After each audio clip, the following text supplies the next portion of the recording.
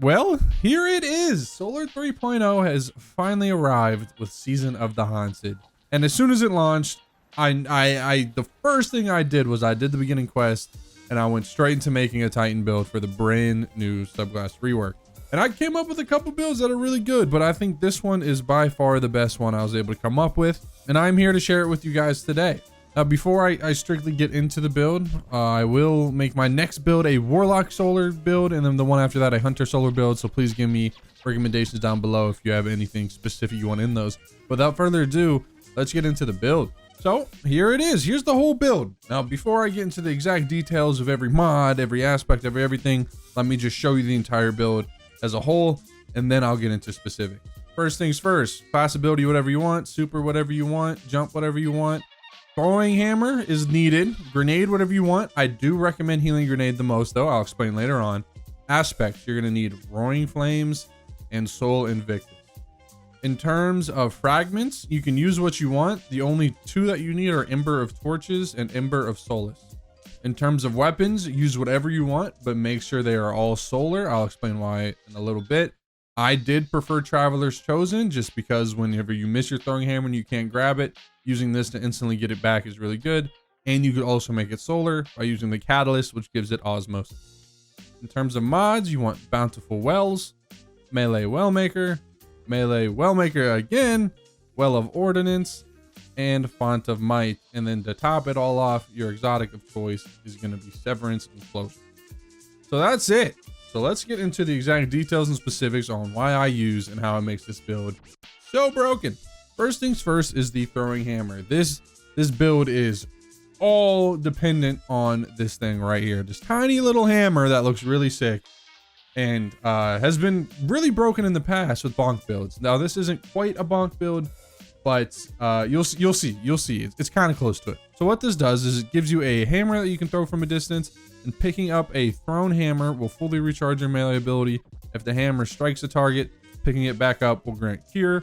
Cure is a new thing in the game. What it does is it basically just gives you a little burst of healing. It doesn't fully heal you every time, but it'll give you a little boost. So that's just the base hammer. Now where things get fun is when you combine it with the first aspect here called Roaring Flames.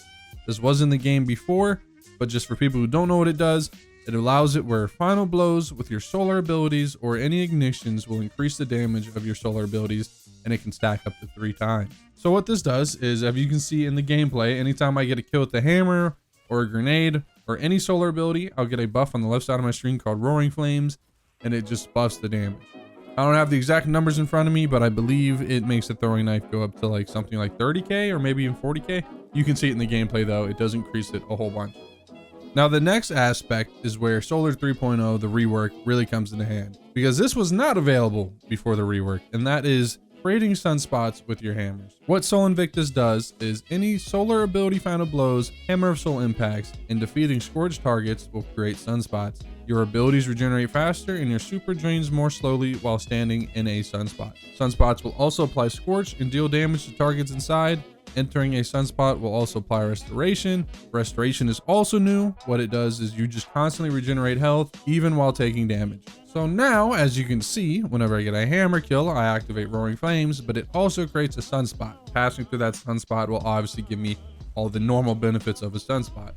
So right then and there, just combining these 3 things together makes the hammers do a lot of damage and really good. Well, I shouldn't say really good, but decent for ad clear now, which wasn't a thing in the past.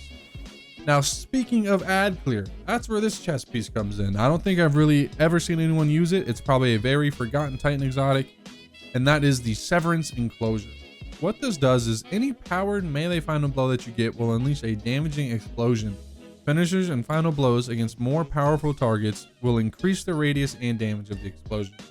This thing makes the hammers now insane ad clear. So when you combine the hammers with both aspects, Soul Invictus and Roaring Flames, and now combine it with Severance Enclosure, you have a hammer that anything it hits will die because of how much damage you're doing, and will create a sunspot, which gives you all the benefits of sunspots, and will create a giant explosion around it, basically murdering every ad within sight. So that's basically everything that makes the hammers extremely good, which is going to be the main thing you want to use. Honestly, in this build, you don't even need weapons. The weapons are not needed because you got your hammer, but just in case you do miss your hammer, which I tend to do in the gameplay, you probably see it a lot. I miss my hammer, and when I'm too lazy to go pick it up, or I'm in a situation where I can't pick it up, I like to use this thing called the Traveler's Chosen. What Traveler's Chosen does is basically any final blow you get will grant you Gathering Light. Holding your reload will consume them and basically give you ability energy based on the number of stacks you had. So basically, whenever I miss my throwing hammer and don't want to pick it up, I just hold reload and boom, I got it back, as long as I was getting kills with Traveler's Chosen. Now, one thing to keep in mind is if you do want to use Traveler's Chosen in this build like I did, you're going to want the Catalyst. The Catalyst gives it Osmosis, where basically whenever you use a grenade ability, it'll change your weapon from kinetic to solar, and then it also comes with full auto trigger. So you will need this if you're going to use it the way I did. Now that's how we made the hammer really good. Now we're going to use our mod slots to basically buff us entirely. And the way we're going to do that is by abusing elemental wells. Of course, just like it seems every build I have, the best way to do this is with melee well maker. Powered melee combatant final blows will spawn elemental wells matching your subclass energy. So therefore, every time you get a hammer kill, it will then create a elemental well. Now to abuse that even more, we're going to combine it with this beautiful mod called Bountiful Wells. Elemental well mods that cause you to spawn elemental wells can now stack, spawning additional wells for each additional copy of the mod you have. And with that right there, we're going to run 1 copy of Bountiful Wells and then combine that with 2 copies of Melee Wellmaker, giving us a grand total of 3 elemental wells we create every single hammer kill we get. Now, what are we going to do with those elemental wells? Well, this is where the mod Well of Ordnance comes in. Picking up a solar elemental well grants you additional grenade energy. Multiple copies of this mod will increase the effect. So with this mod, all it takes is 2 hammer kills and picking up those wells to get your full grenade back. So the combo I did a lot in the video was throw a grenade, hammer kill, throw a nade, hammer kill, and nothing stands a chance. You have infinite melee abilities and you have infinite grenade abilities. And then finally, just one last little touch is Font of Might. Well, picking up a elemental well that matches your subclass energy type will grant a temporary bonus to weapon damage of that same elemental type. This right here will apply a 10% weapon bonus damage to anything of yours that is solar, which is once again why if you are going to use Traveler's Chosen, I recommend the Catalyst, because it has Osmosis, which means you can get that damage bonus on your Traveler's Chosen, which is just a perfect combo right there. Then last but not least, we're going to combine all of those things, all of that grenade bonus, elemental well bonus, damage bonus, on top of a whole nother damage bonus that we get from Ember of Torches. Powered melee attacks against combatants make you and your nearby allies radiant. What does radiant do?